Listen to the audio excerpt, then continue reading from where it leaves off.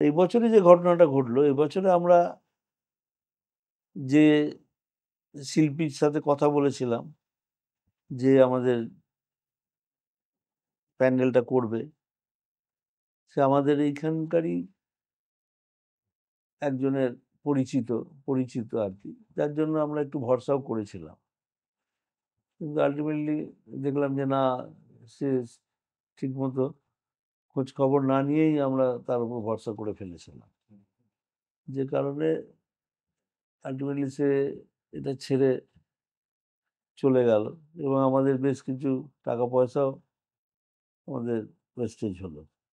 বুঝতে পেরেছি। তখন তো আমরা একদম মানে সেই ভীষণভাবে ভেঙে পড়েছিলাম যে এবছরে কি আমাদের পুজোটা আর সেইভাবে করতে পারবো না। আর আমাদের এখানে অনেক বড় বড় কোম্পানি যারা অ্যাড দেয় দৈবক পাড়াতে, এবং আশেপাশে যেসব মানে যারা ধরুন এই গেট ফেট হয় তার 3 টাইমস বেশি পয়সা দিয়ে আমাদের কাছে কোম্পানিগুলো অ্যাড পাঠায় যে না এখানে একটা এরা মানুষের ঢল নামে। অন্যভাবে পুজো করে, এখানে প্রচুর মানুষ আসে এবং এদের টোটাল বাড়াবাড়ির ব্যাপারটা চিন্তা ভাবনা করে আমাদের কিন্তু সেইভাবে মানুষ গ্রহণ করেছে আর কি। তা